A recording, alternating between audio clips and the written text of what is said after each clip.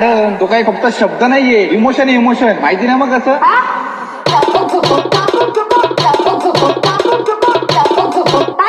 मी कधी नाही केलेलं हे गाणं अजून. नहीं फारूक ये यहाँ कुछ तो गड़बड़ है, जरूर कोई ना कोई गड़बड़. पुढेच केलंय चेकिंग अण्णा सावट जातो ट्रेनिंग कॉम्पिटिशनला माझ्या पुढं नाही चालत डान्सिंग